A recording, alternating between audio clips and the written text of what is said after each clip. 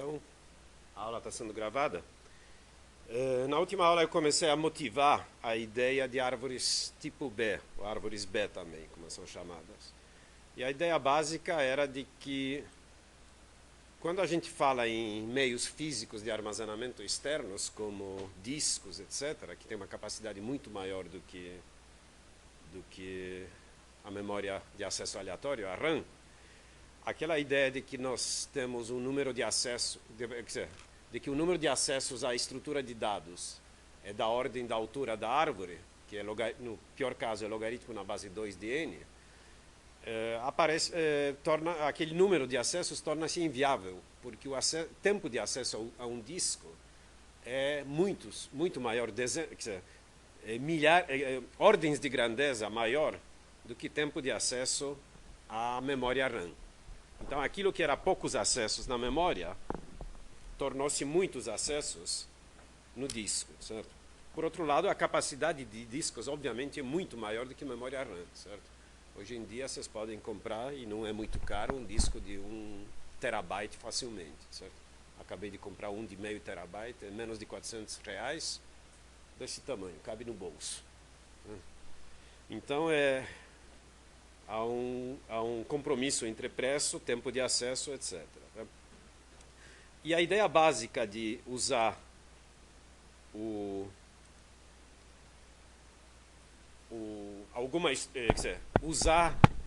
armazenar informação nesses meios externos é estruturá-la de tal maneira que o número de acessos seja muito menor para conjuntos de dados, que são milhões, ou dezenas de milhões, ou centenas de milhões de dados. E na prática a gente consegue isso, lembrando que as árvores tinham essa altura, logaritmo na base 2 de n, porque a cada nó da árvore tem 2 filhos. Esse 2 vem daí.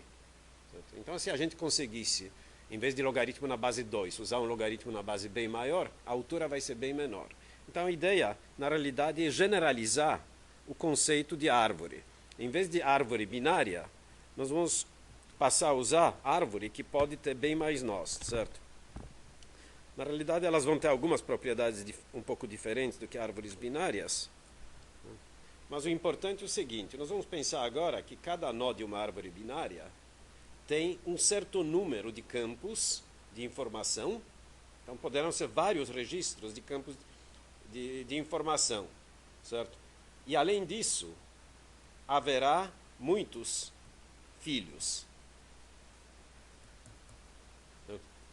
Quando a árvore é binária, nós só tínhamos isso, uma informação e 2 subárvores, certo? Agora nós poderemos ter várias informações e várias subárvores, certo?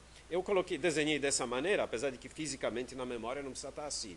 O importante é que nós vamos pensar em árvores de busca, ou seja, eu vou ainda manter aquela propriedade. Por exemplo, se aqui são números 10, 20, 30, 55, 67, 80... Bom, vamos supor que termina aqui.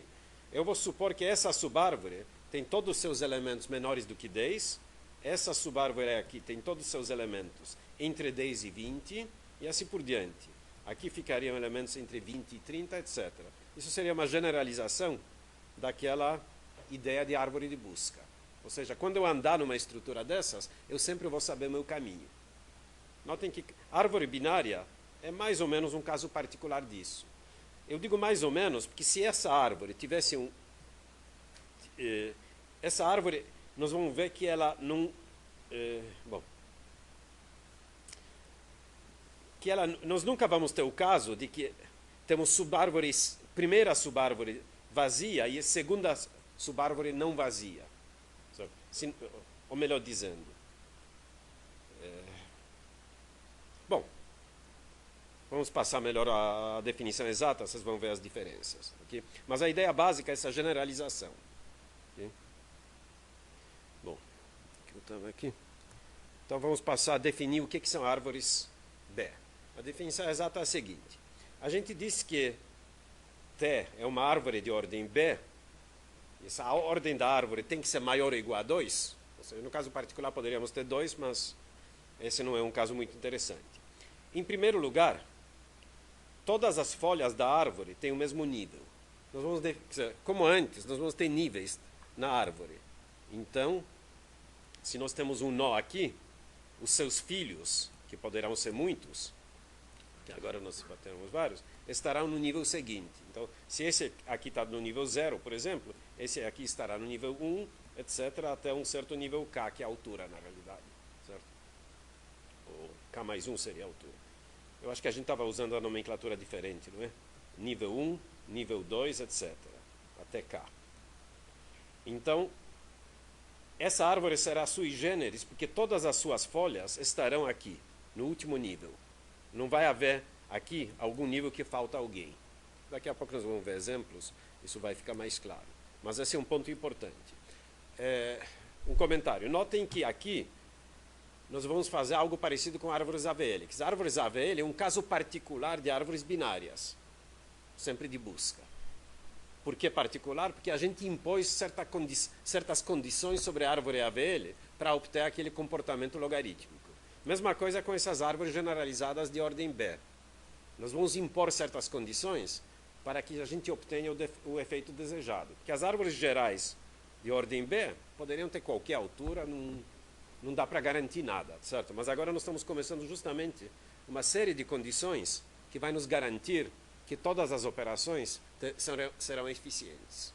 Okay? Então, a primeira condição é que todas as folhas estarão no mesmo nível. Segunda condição é o seguinte. Olhando para um nó interno, ou seja, um nó que não tem, um nó que não é uma folha, certo? Esse nó terá um número variável de registros. O que é registro? É uma informação, estrutura, certo? Alguma informação que tem uma chave que possa ser usada na comparação. Nos nossos exemplos, esse registro será sempre muito simples, será um inteiro, simplesmente. Tá? Mas poderia ser aluno do Unicamp com seu RA e assim por diante. Certo? Então, cada nó, ele pode ter até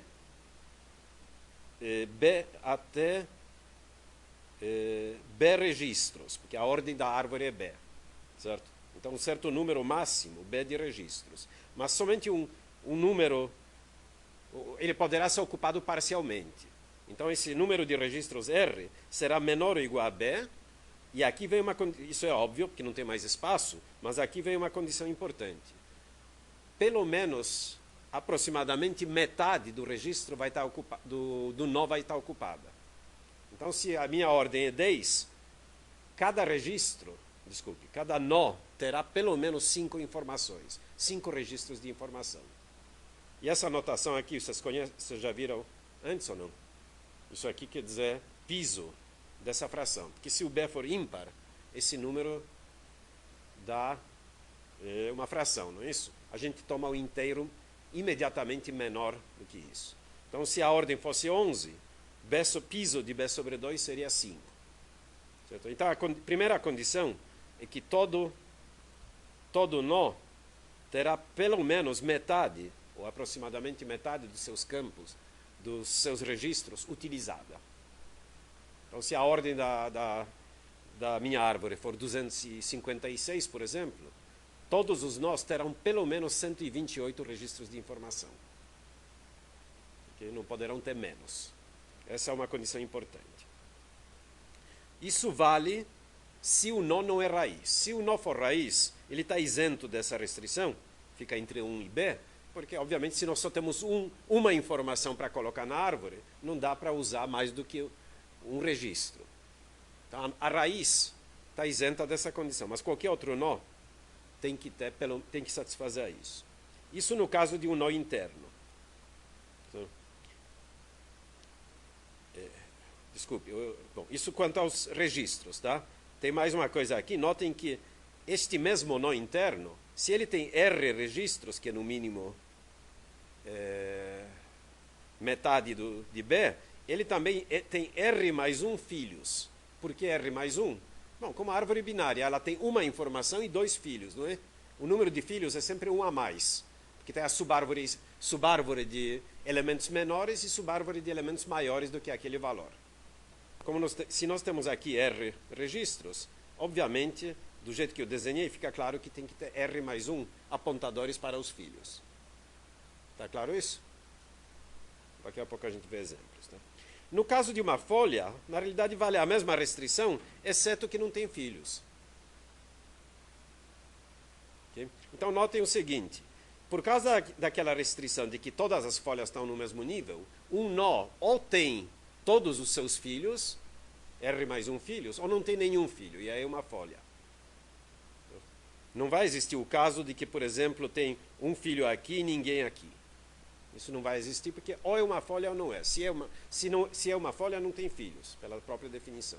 Se não é uma folha, tem todos os R mais um filhos. Tudo bem? Ok.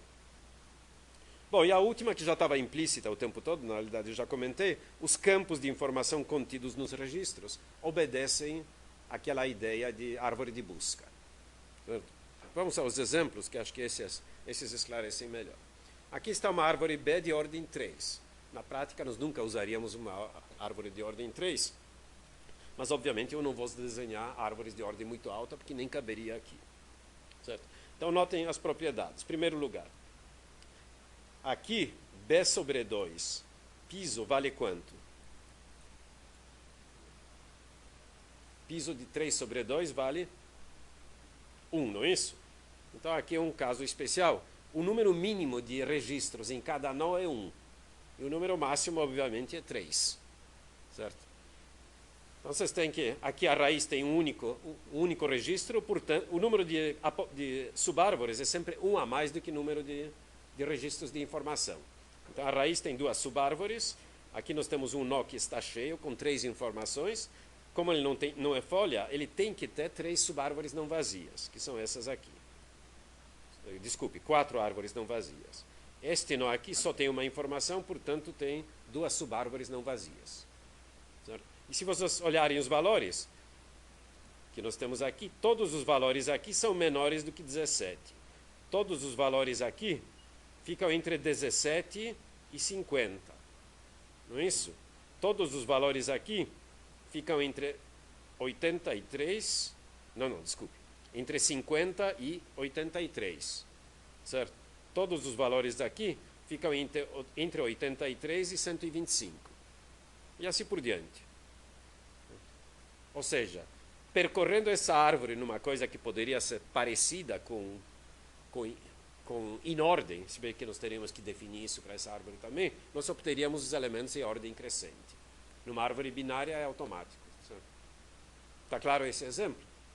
Ele não é muito esclarecedor por causa dessa ordem muito baixa, certo? Vamos pegar um outro exemplo. Esse não sei, vocês estão enxergando? Mais ou menos. Tá? Essa já foi difícil de desenhar. Esse aqui de ordem 5, portanto, o número mínimo de elementos em cada nó será qual? 2, não é isso? 5 sobre 2 dá 2,5, então é 2. Exceto a raiz que está isenta. Então, na raiz nós temos um elemento, aqui temos 2 subárvores, certo? E cada uma com, no máximo, 5 elementos. Na realidade, nessa figura, só esse aqui, que tem... esse também tem 5 elementos e são 2 folhas. Ok? Tudo bem até aí? Bom. Primeiro, alguns fatos numéricos, certo? Por que essa árvore é interessante? Como já falei, na prática, a gente vai usar ordens bem mais altas. Por exemplo, uma ordem típica é 255. Poderia ser 256, provavelmente a gente quer usar por outras razões. Mas, enfim. Vamos calcular qual é o número mínimo de informações que cabe, número mínimo e número máximo de informações que cabem em cada nível de uma árvore dessa ordem. Notem que se a ordem é 255... Quer dizer, eu posso colocar 255 informações em cada nó, e cada nó pode ter, nesse caso, até 256 filhos. Então, notem que em cada nó eu multiplico por 256 o número de nós, não é isso? Posso multiplicar, não é obrigatório. Tá? Por outro lado, o mínimo dá quanto? Quanto é 255 sobre 2?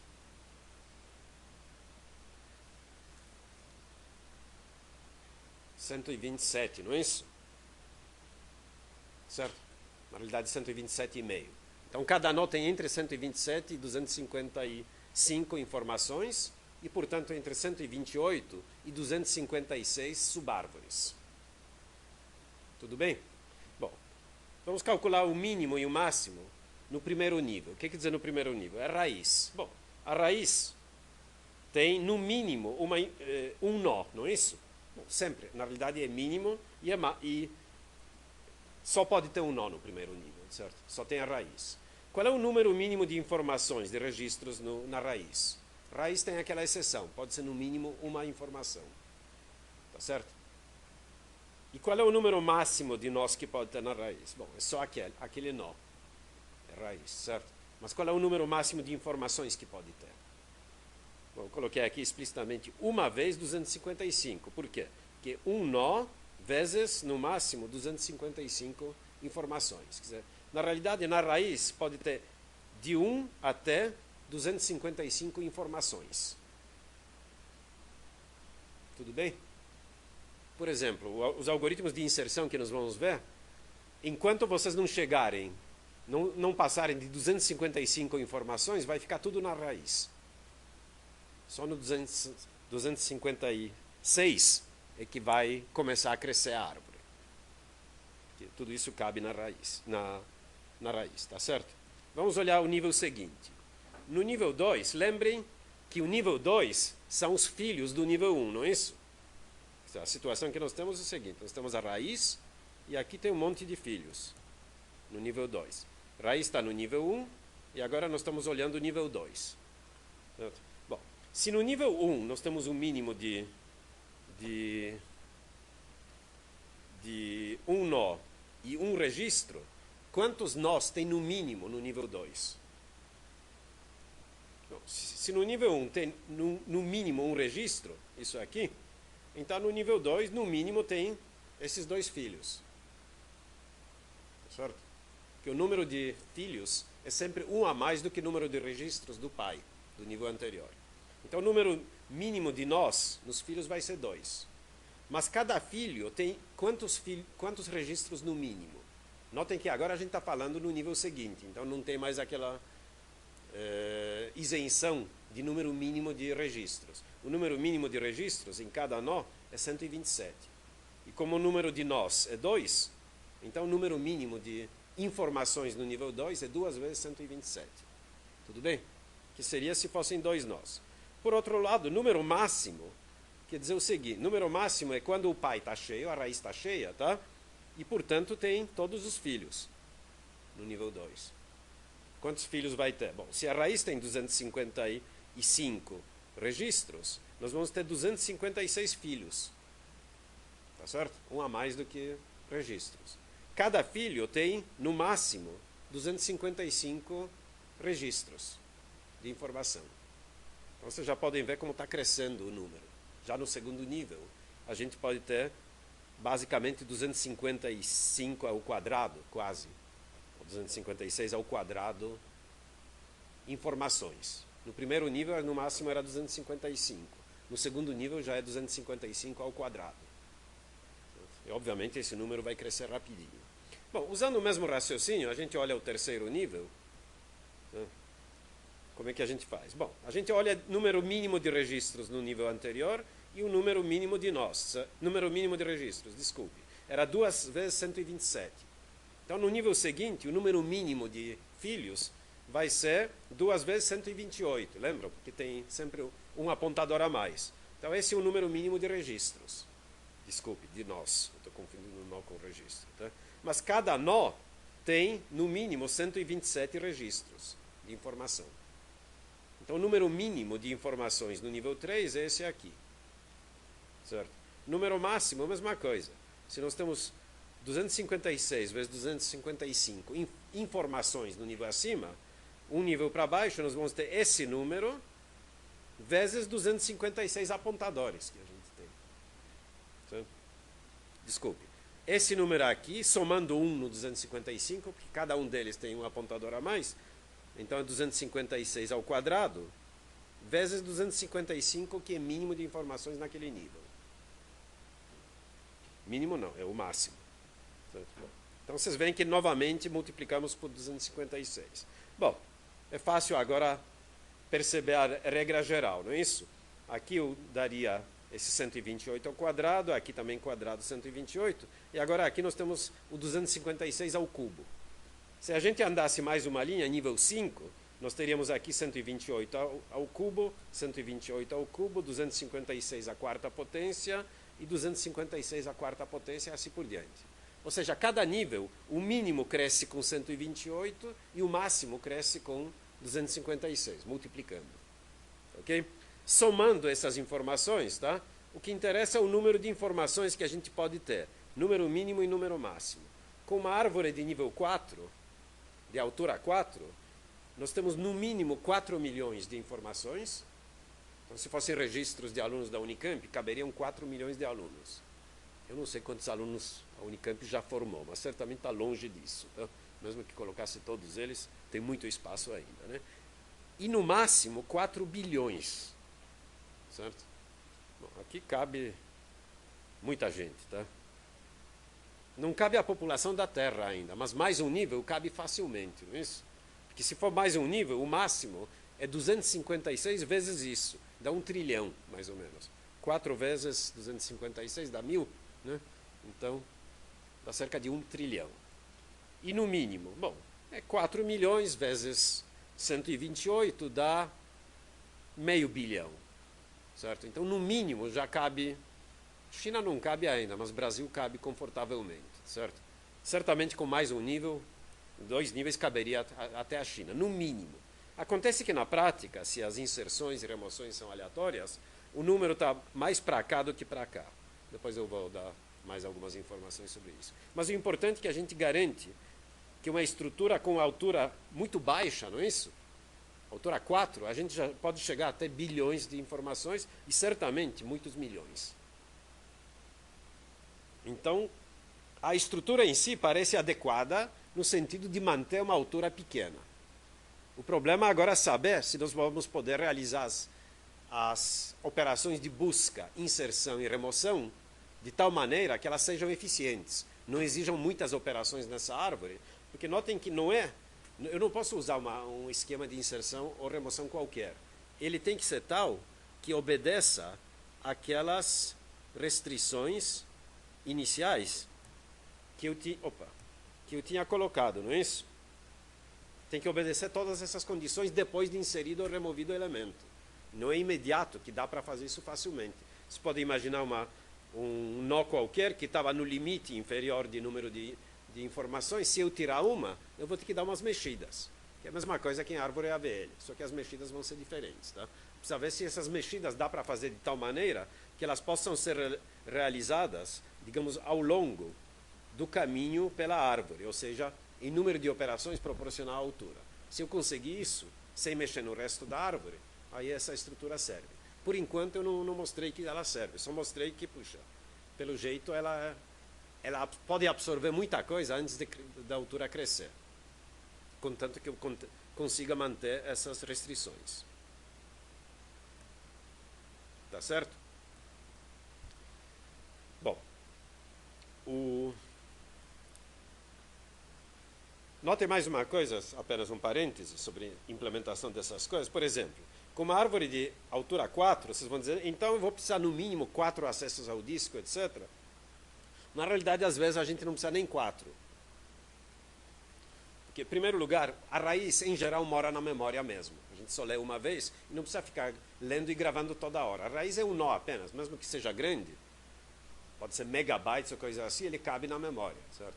Quem talvez não caiba são todos os filhos dela, certo? Então, com isso aqui, a gente já diminui. Se a gente estava querendo usar uma árvore de altura 4, vai poder usar apenas 3 acessos a disco, em vez de 4. Isso é bastante economia, 25%. Certo? Em casos especiais, pode até manter mais de nível, se tem filhos que são mais frequentemente acessados, etc. Então, com alguns truques, a gente, na realidade, até reduz o número de operações. Bom, o que nós vamos fazer agora, então, discutir as operações básicas, que é busca, inserção e remoção. Bom, a busca eu nem vou falar, porque quando a gente faz inserção, já faz a busca, tá? E é mais ou menos óbvio, certo? Vamos pegar esse exemplo que está mais claro. Quantas operações de acesso eu faço para fazer a busca? Ah, sim. Só que agora precisa convencionar um pouco melhor o que quer dizer, como é que nós vamos medir as coisas. Tá? Em primeiro lugar, notem que eu não falei nisso, mas dentro de cada nó eu vou supor que os elementos estão ordenados. Isso estava implícito naquela propriedade de árvore de busca. Além disso, eu vou também mudar a maneira de medir a eficiência.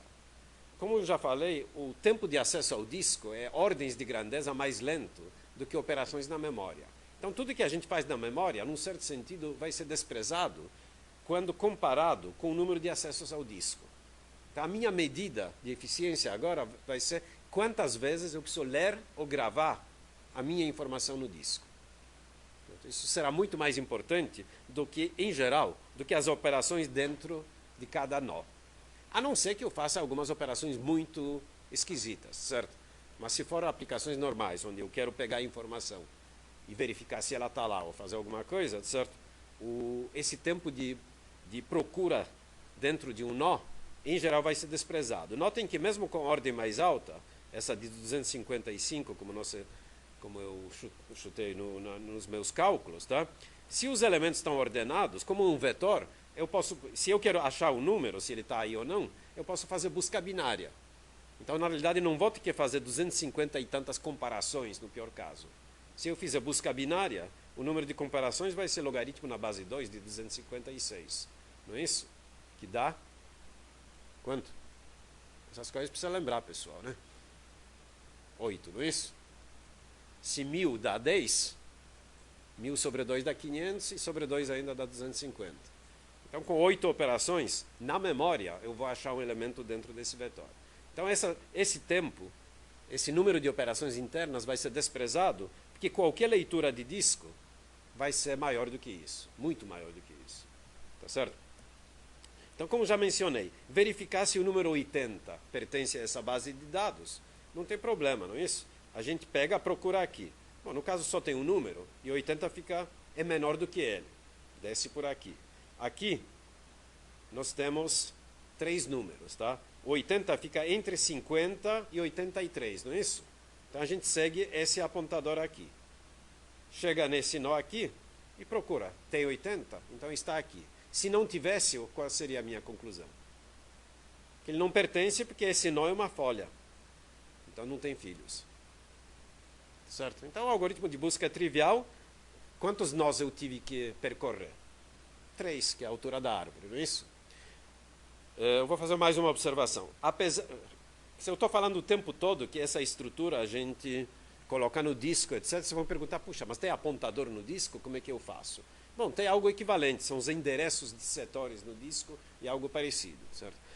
Entretanto, eu não vou entrar em detalhes disso, porque nesse curso o que nos interessa é a lógica da estrutura de dados e não os detalhes de implementação.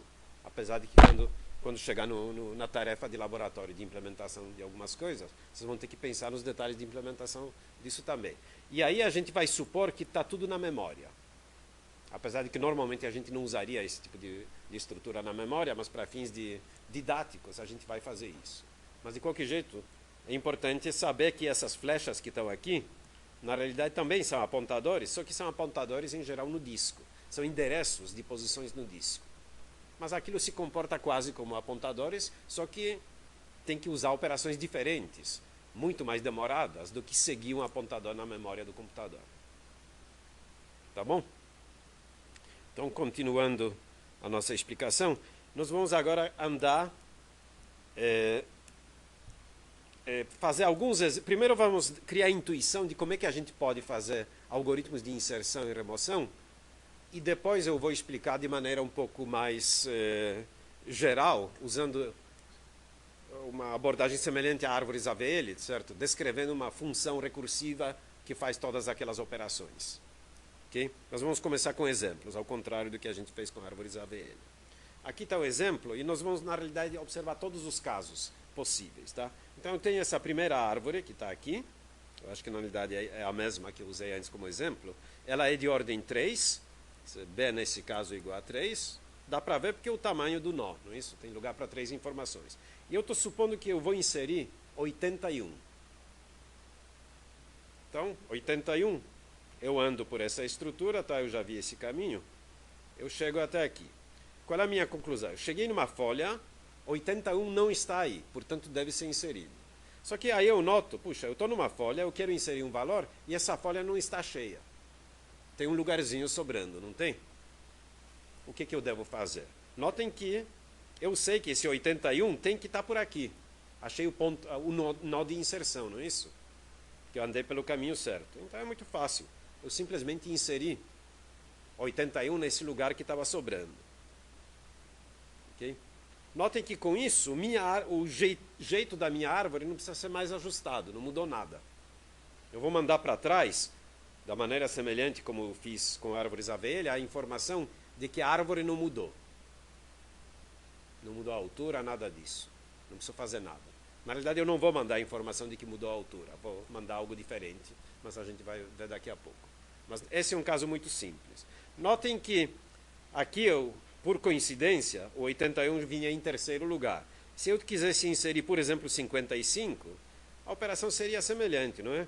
Ficaria entre 50 e 83, aí eu chego à conclusão que ele tem que ficar ainda nesse mesmo nó, só que aí eu teria que deslocar o 80 para cá e colocar o 55 aqui. Certo? Fazer um deslocamento. Vocês vão dizer, puxa, mas deslocar demora. Demora, mas é na memória. Então, comparado com acesso ao disco, é desprezível, de novo. Na prática, isso não vai nos afetar. Tudo bem?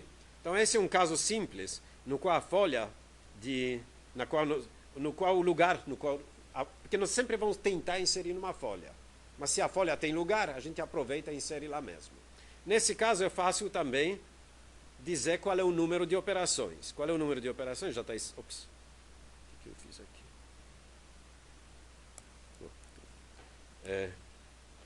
O número de operações que eu tenho que fazer.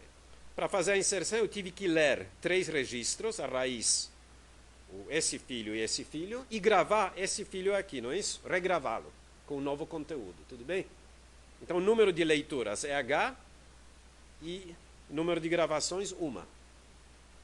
H é a altura da árvore, no caso geral. Tudo bem? Se a árvore tivesse altura 4, seriam 4 leituras e 1 gravação. Normalmente, leitura e gravação levam o mesmo tempo, porque tem todos aqueles tempos acumulados. Lembram? Posicionamento do braço, latência e o tempo de gravação. Bom, o tempo de gravação, propriamente dito, é o mesmo, porque depende só da densidade de informação. Na realidade, o tempo de busca pode ser até menor, no caso da gravação, porque normalmente, se a gente mexeu nesse nó, a gente acabou de lê-lo.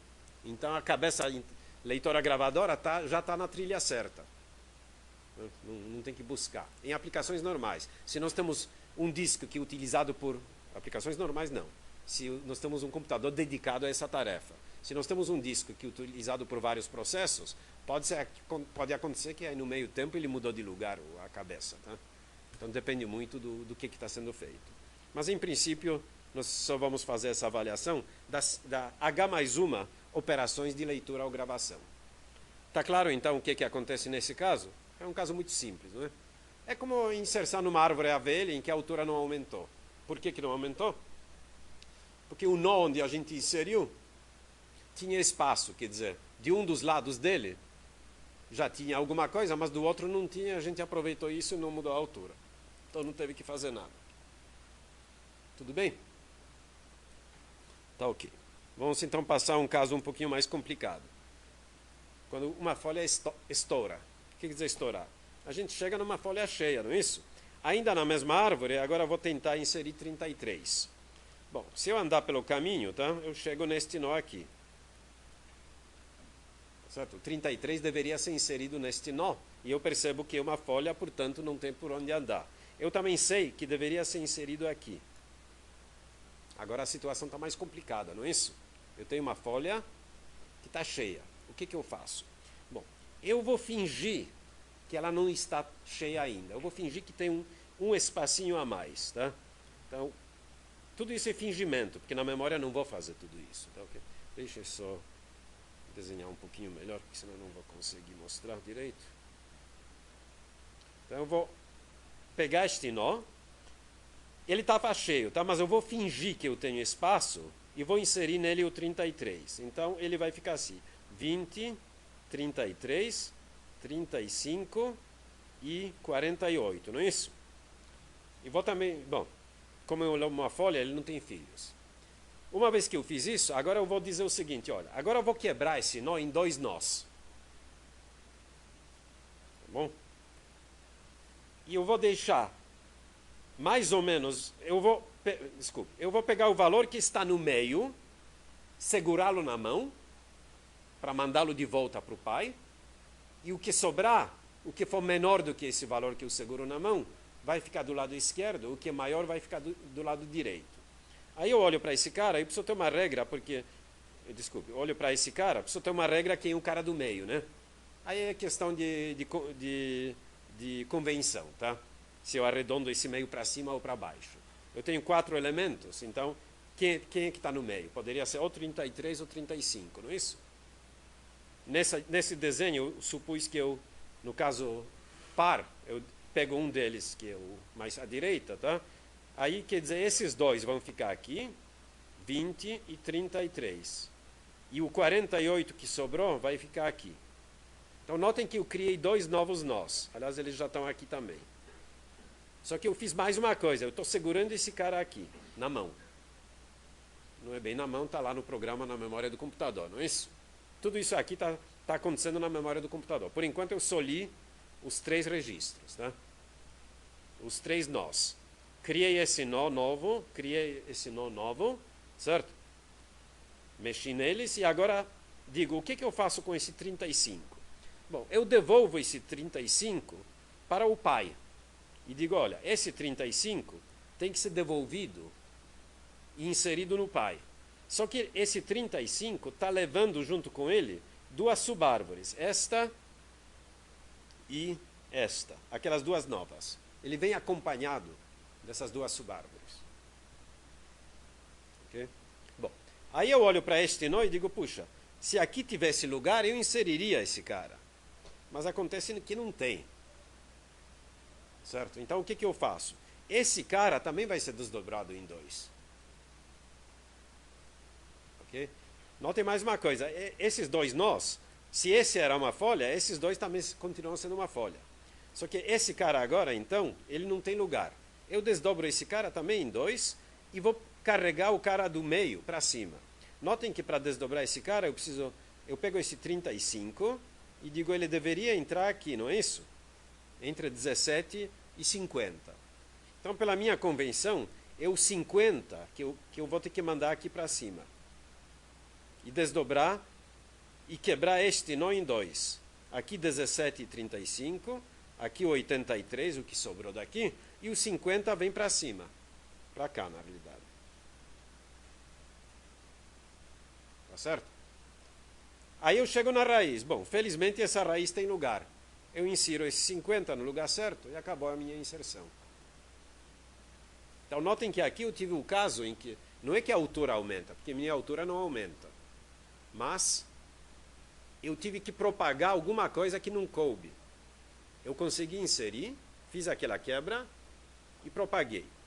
Notem que uma preocupação que eu vou ter agora é a seguinte. No caso anterior, eu não tenho dúvida que eu mantive com essa inserção, eu mantive as condições de árvore B, não mantive? Porque a única coisa que eu fiz é aumentar o número de registros de um nó. Aumentar eu sempre posso. O que eu não posso é diminuir. Ou melhor dizendo, se eu diminuir, eu preciso tomar cuidado para não cair abaixo do mínimo. Tá certo? Mas aqui é diferente, não é isso? Eu peguei este nó aqui, acrescentei um valor e quebrei em 2. Será que eu mantenho as condições? Bom, não é fácil ver o seguinte. Não é difícil ver o seguinte. Se esse cara tinha... Como ele estava cheio, então ele tinha B registros, não tinha? Aí eu acrescentei mais um. Certo? Então ele tem B mais um. Só que eu vou tirar um deles para propagar para cima. Tá certo? Então, na realidade, vai sobrar B registros para serem divididos entre esses 2. Mas se vocês lembram... Mas como é que eu divido? Na realidade, metade de B arredondado para cima vai para a esquerda e arredondado para baixo vai para a direita. Se for ímpar. Se for par, vai exatamente metade. Certo? Fazendo umas continhas, é fácil ver que na realidade é garantido que os 2 nós novos têm piso de B sobre 2 elementos. Que um deles é exatamente o mínimo. O outro pode ser mínimo ou um a mais. dependendo da paridade. Tá? No caso, na realidade, esse aqui tem 1 a mais do que o mínimo, esse aqui tem exatamente o mínimo, porque B aqui é 3, que é ímpar. Se fosse par, daria exatamente metade, 2 de cada lado. Porque o nó cheio daria 5, nó cheio seria 4, por exemplo, a gente carregaria 1 para cima e ia 2 para cada lado. Então, essa condição vai se manter. E notem que ela vai se manter em todos os níveis, exceto a raiz. Bom, mas a raiz, desculpe. Quer dizer, na raiz vai aumentar, então não tem problema. Na realidade, se a raiz estiver cheia, aí vai ser interessante. O que vai acontecer se a raiz estiver cheia? Eu não me lembro agora se eu tenho uma transparência para a raiz cheia. Espera, onde é que nós estamos? Estamos aqui.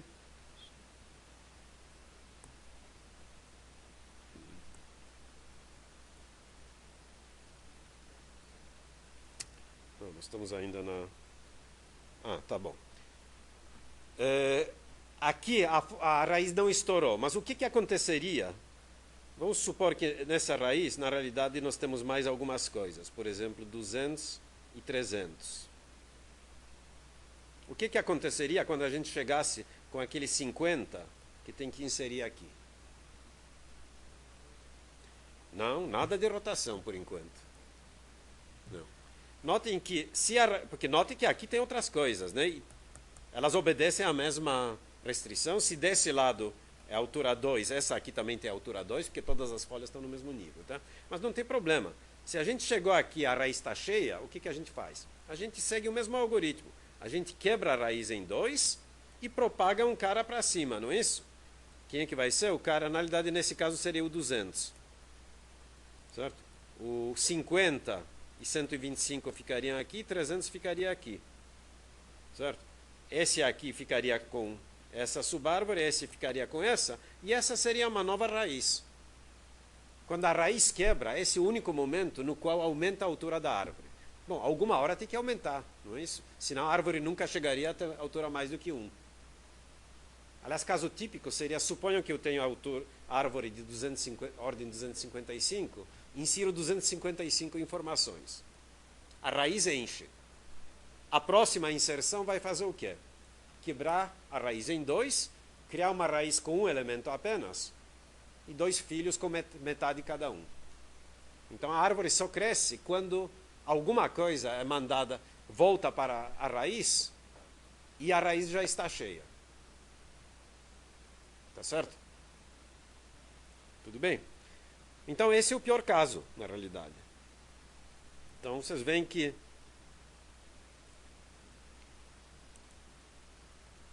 assim, então esse é relativamente simples, esse caso quando é estouro de folha ainda, só que a folha está cheia, porque a folha estava cheia.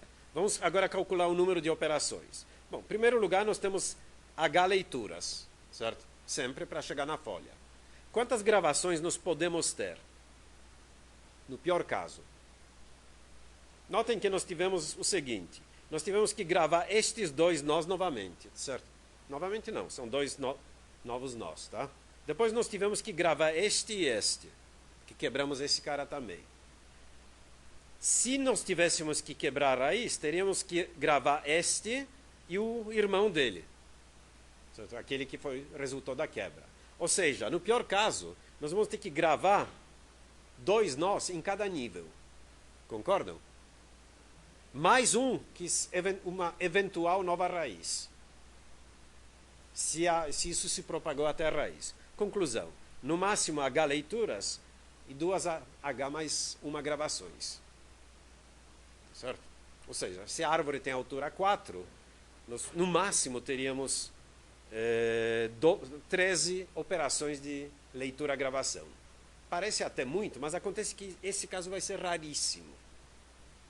Porque é muito raro chegar a quebrar a raiz. Na realidade, é muito raro sair das folhas. Notem que pela própria tabela que a gente viu, quase toda a informação está nas folhas. O que está fora das folhas é uma parcela minúscula da informação, certo? Mas acontece que muitas folhas têm espaço. Leva muito tempo, até se as inserções são aleatórias, leva muito tempo para esgotar o espaço das folhas. Então é raríssimo acontecer essa propagação. Então se a gente fizer uma média, nós não vamos fazer estudo estatístico, mas se fizéssemos, vocês iam ver que quase sempre dá H mais um pouquinho. Pelo menos uma gravação sempre vai ter. Mas quase sempre. Em primeiro lugar que as quebras são raras, e quando há, em geral basta quebrar uma folha e não se propaga. Porque é muito raro isso também. Então na prática, esse máximo é extremamente pessimista. Tudo bem? Bom, você já pode imaginar que inserção é sempre um pouco mais simples do que remoção. Na realidade, essa inserção eu acho até mais simples do que no caso de árvores AVL, não é? Pelo menos conceitualmente. Na hora de escrever o programa tem muitos detalhes chatinhos. Tá? Esse negócio de mexer nos nós, quebra, não quebra, etc., dá bastante trabalho. Bom,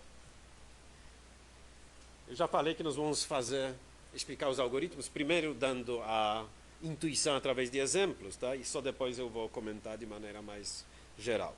Então, agora vamos para a remoção. Bom, primeiro o caso mais simples, vamos supor que eu quero remover um elemento de uma folha que tem mais elementos do que suficiente, no caso 51. Bom, 51, se eu andar pela minha árvore, eu chego neste nó. Acontece que ele tem dois registros. E o mínimo para essa árvore é 1. Conclusão. Eu posso simplesmente remover esse cara. Quando eu removo, na realidade eu mexo no elemento, certo? E gravá-lo, tá? Tudo bem? Então esse é um caso muito simples. Notem que eu estou eliminando de uma folha, tá? E se não fosse de uma folha? Bom, nós já sabemos que se não for de uma folha, eu posso fazer aquele truque. Se eu quiser... Deixa eu ver se eu tenho exemplo. Não, é sempre de folha. Tá? Eu continuo supondo que eu estou removendo de uma folha, mas se não for de uma folha, vamos supor que eu quisesse remover 50. O que eu poderia fazer? Quando eu chegasse aqui, eu ia dizer, puxa, eu quero remover 50, mas ele não está numa folha, é meio complicado removê-lo daqui. Que aí eu vou sobrar duas subárvores que não tem ninguém no meio. Isso não pode ser. Certo? Mas é fácil, eu posso substituir esse 50 por quem? Ou pelo menor cara do lado esquerdo dele, ou pelo maior cara do lado esquerdo, que é 48, ou menor cara do lado direito, que é 51. E aí eu recaio na remoção de alguém da folha. Certo? Então o mesmo truque que a gente usava em árvores AVL pode ser usado aqui. Ou seja, transformar qualquer remoção na remoção de uma folha. De um elemento de uma folha. Não é da folha inteira. A gente não remove nós. Aqui a gente remove apenas registros de informação dos nós. Está claro isso? Tá bom. Então daqui em diante eu só falo em remoção de elementos de uma folha. Nesse caso particular, então, a única coisa que eu tive que fazer, ler H registros até chegar na minha folha e depois regravar aquela folha na qual eu mexi. Removi um elemento. É claro que aqui, eventualmente, eu preciso deslocar os elementos, mas, como já falei, esse tempo é desprezível comparado com o tempo de leitura e gravação. Então, aqui eu tenho H mais uma operações. Tudo bem? Obviamente, caso mais interessante é quando a folha está abaixo do mínimo. Ou, quer dizer, ela está no mínimo e aí, na hora de remover, ela vai cair abaixo do mínimo. Então, o nosso exemplo aqui é 85. 85, se eu procurar aqui, eu vou cair neste nó aqui. Acontece que ele já está no mínimo. Certo? Agora, o nosso algoritmo complica um pouco. Tá? O primeiro passo do algoritmo é o seguinte: a gente quer evitar ao máximo andar muito pela estrutura. Então, a primeira coisa que a gente vai fazer é o seguinte: é aplicar um pouco a teoria familiar. Bom, a gente olha se este nó tem um irmão imediato que é mais rico do que ele. Imediato quer dizer, é o filho do mesmo pai, irmão, mas que o precede imediatamente. Por exemplo, esse aqui não é imediato, mas esse aqui é. Pode preceder ou suceder, ou seguir, certo? Então, esse cara aqui, ele tem um irmão que o precede, não é isso? E esse irmão é rico, não é? Ele tem um elemento a mais do que o mínimo. Conclusão, ele poderia emprestar um desses elementos, certo? Só que emprestar não é tão simples. Será que a gente pode... Porque esse aqui, se eu tirar o 85, ele fica vazio, não é isso? Mas será que eu posso simplesmente pegar esse cara aqui e copiá-lo para cá? Posso ou não? Esse cara é um bom irmão, tá? Ele tá disposto a emprestar. Só que tem uma dificuldade técnica. Qual é? Se eu fizer esse deslocamento. Ele, de repente, ele vai estar acima do pai dele. Notem que se 80 vier para cá, o pai dele aqui é o 83, né? O cara que era para ser maior do que ele, de repente, ele está à direita dele. Eu quebro a propriedade de árvore de busca. Ele estava à esquerda de 80, de 83, agora ficou à direita de 83. Então não posso copiá-lo para cá. Agora eu posso fazer uma negociação envolvendo o pai. Eu digo, olha, você, que é meu irmão rico, tá? Pega esse valor, manda para o pai e o pai me manda o valor certo. Então o que eu vou fazer? Vou colocar o 80 aqui no lugar do cara que separa os dois irmãos, que é 83. Esse 80 vem para cá. E o 83 é que vai descer para cá, vai ficar no lugar desse. Ou seja, um empréstimo indireto, através do pai. Agora sim, eu preservei a propriedade de árvore de busca. Certo? E aqui está o resultado que eu acabei de explicar. Tudo bem? Esse empréstimo poderia ser feito do irmão que está à esquerda ou, se necessário, do irmão que está à direita. Nesse caso, só tinha o irmão. Notem que esse cara, por exemplo, além de ser pobre, não é irmão desse. Ele é apenas primo dele, certo? Com primo a gente não faz negócio, só com o irmão. Primo já é um parentesco muito afastado para esse tipo de negociatas. Tá? Tudo bem? Bom, vamos tentar avaliar o número de operações. Quantas leituras a gente tem que fazer? Nós já sabemos que são H leituras para chegar no nó do qual a gente quer remover o cara. Tá certo? Sendo que, eventualmente, no meio caminho, a gente teve que fazer mais uma negociata. Tá? Mas, por enquanto, eu estou supondo apenas que a gente está removendo de uma folha. Okay. Depois eu vou ter que ler, no pior caso, eu vou ter que ler os dois irmãos. Tá certo? Vocês vão perguntar, e como é que eu acho os irmãos? Bom, se eu desci por esse caminho, eu conheço meu pai. Se eu conheço meu pai, eu conheço meus irmãos também. Certo? Porque dois registros, ou K registros, H registros, H nós. Eu suponho que H nós cabem na memória. Tá? Eles podem ser até grandes, mas como são apenas H, que é um número pequeno, eles cabem na memória, eu tenho toda a informação em mãos. Então até aí tudo bem. Se eu quero ler, então eu preciso ler eventualmente mais dois irmãos para saber se algum deles é rico. Certo? Porque se o primeiro não servir, eu vou tentar o outro. Supondo que um deles serviu, então eu tenho no máximo H mais duas leituras. Quantas gravações? Bom, eu preciso regravar esse cara, regravar o pai dele e aquele irmão que entrou na negociação. Tudo bem? Então são mais três gravações. Mas notem que com isso aqui eu mantenho a propriedade de árvore de busca e não propago mais nada para cima. Certo? E o número de operações ainda é uma constante mais H, certo? Perguntas até aqui? Bom, obviamente nós podemos ter problemas em que irmãos não são meio pobres, tá? Família pobre não tem como emprestar. Vamos olhar o caso do 150 aqui. A gente procura, acha o nó aqui. Certo? Ele está no mínimo, né? Se a gente eliminar isso, ele caiu abaixo do mínimo. Aí a gente olha, ele só tem um irmão? Coitado, além de pobre, a família dele está meio pequena, tá? E o irmão é tão pobre quanto ele, certo? Tá no mínimo. Bom, se o irmão está no mínimo, agora a gente diz o seguinte, puxa, esse cara está abaixo da metade de B, né? Esse está na metade de B. Certo? O que eu vou fazer agora é fazer o contrário da quebra de nó. Eu vou fazer junção de nó. Eu vou pegar esses dois caras, o que sobrou aqui, no caso não sobrou nada, mas no caso geral poderia ter sobrado quase metade. Aqui tem metade. certo? Só que não posso juntar sem mais. Por quê? Por que não posso juntar o que sobrou aqui e o que sobrou aqui? Notem que vai caber. Por quê? Porque aqui tem metade, no mínimo. Pode ser até um pouquinho menos, mas pense no caso par. Aqui teria exatamente metade e aqui teria um a menos do que metade. Então a soma do número de elementos ainda até sobra um lugarzinho.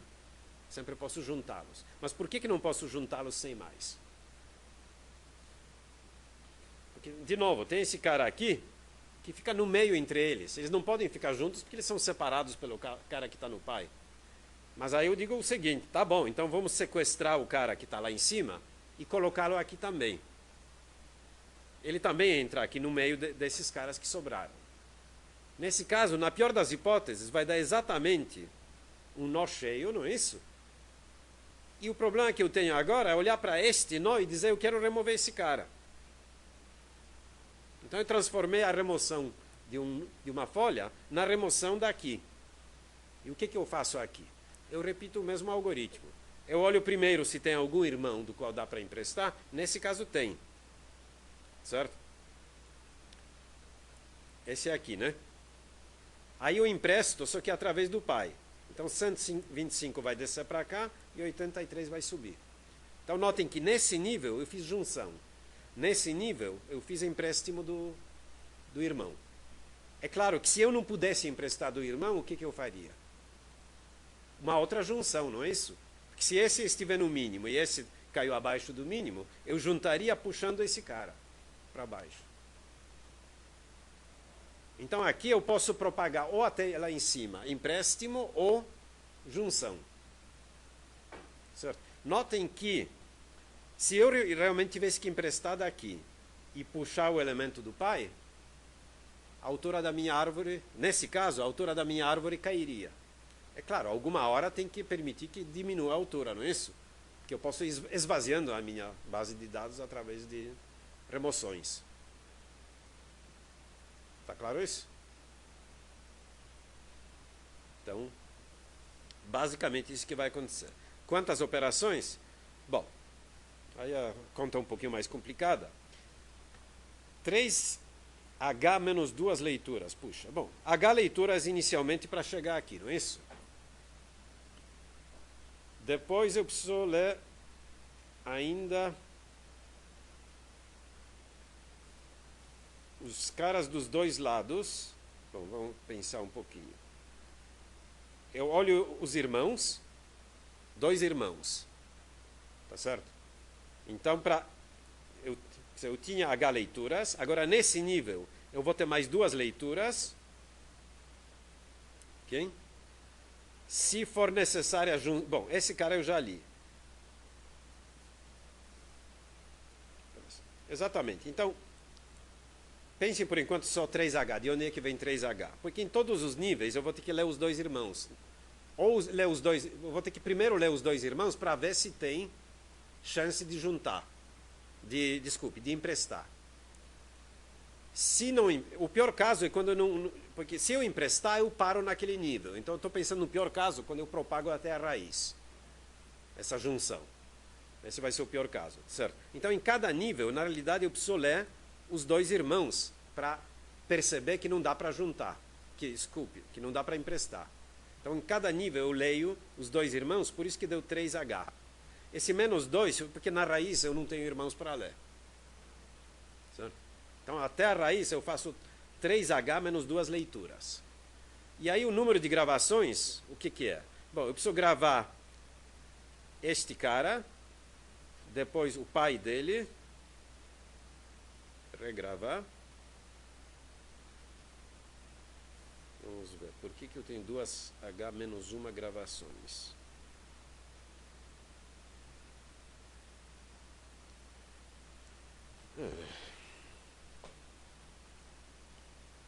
Aqui eu gravo... Ah, sim, porque em cada nível agora, se eu fiz... Perdão. Em cada nível eu só gravo um cara, não é isso? Aí eu pego esse, gravo... Pego este, gravo.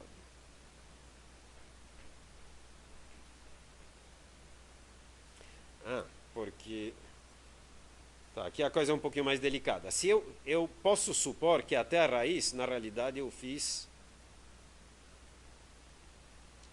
Esses aqui são dois números, tá? No máximo tantas leituras e no máximo tantas gravações, mas em situações diferentes. Notem que se eu tenho que voltar até a raiz, se eu faço empréstimos até o fim, eu faço 2H gravações.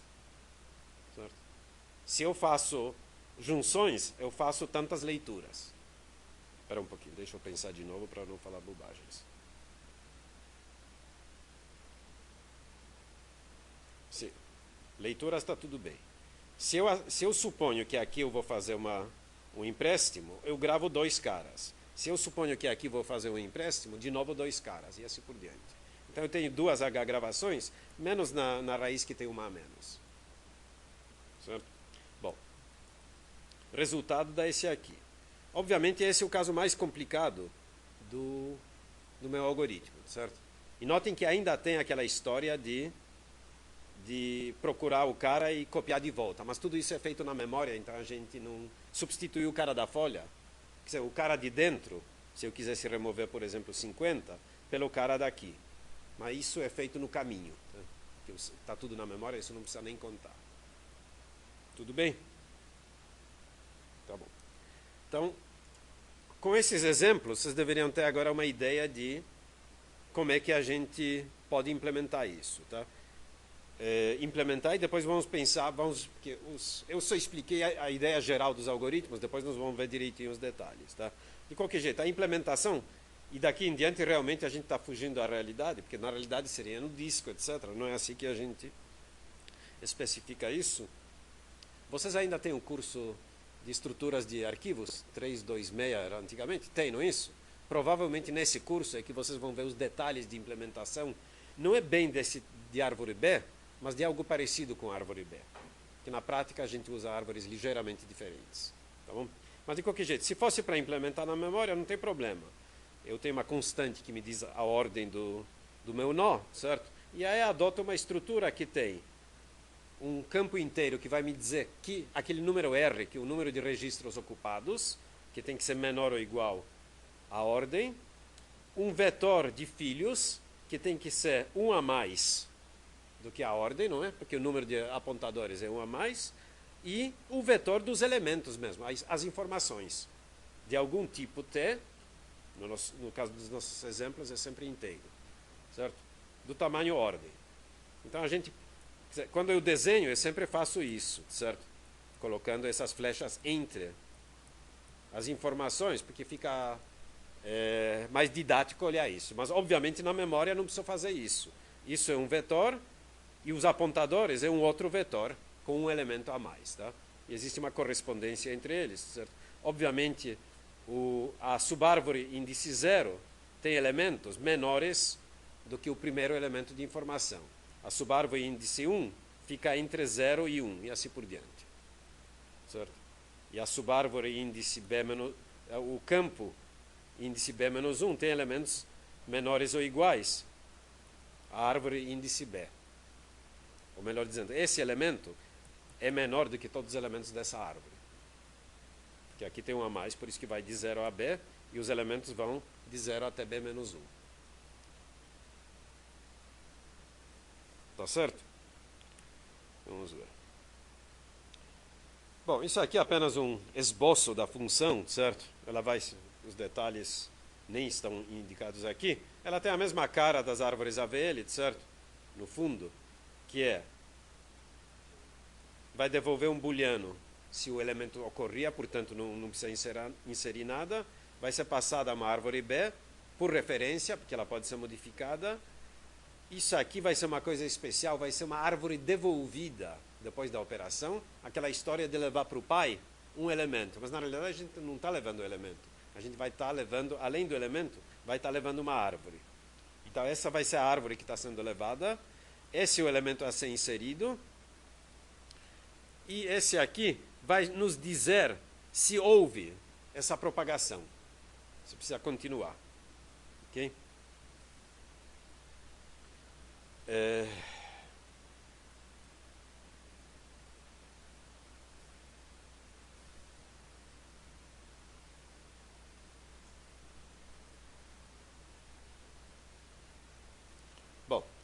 Eu acho que eu vou deixar comentar o corpo disso aqui, na realidade, para depois da discussão, porque eu estou vendo que aqui vai ficar meio no ar. Por que, que eu estou fazendo desse jeito? É mais fácil depois que eu discutir realmente o algoritmo. Mas de qualquer jeito eu vou deixar isso para a próxima aula, porque aí já tem muitos detalhes para discutir. Exatamente. Tá? Então na próxima aula nós vamos olhar mais de perto o esquema de inserção para poder entender os detalhes de implementação. Alguma pergunta sobre árvores B? Não. Então, vamos fazer o seguinte, já que sobrou alguns minutos, eu vou atender dúvidas sobre qualquer coisa. Eu imagino que vocês estão interessados um pouco no que vai acontecer semana que vem, né? Então, vou deixar um espaço aí para responder dúvidas sobre árvores AVL ou qualquer outra coisa, contanto que não sejam do tipo que questões que vão cair. Perguntas? Não tem dúvidas? Ninguém tem dificuldade nenhuma, tá? Árvores, listas, expressões, hein? Mas fazendo tarefa vocês estão estudando, porque vocês estão implementando as coisas que aí não tem jeito de implementar sem entender. Certo? As tarefas servem justamente para isso. Elas parecem complicadas, mas algumas delas pelo menos. Mas vocês ganharam o presente para o Dia das Crianças, não é isso? Que é um dia de a mais para trabalhar.